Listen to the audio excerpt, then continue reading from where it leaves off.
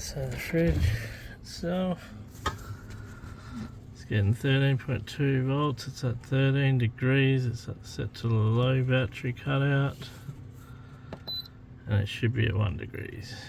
It generally is within a couple of degrees of that, but never 13. It's got a few drinks in there, they're all cold, so it should have been in there at least 36 hours.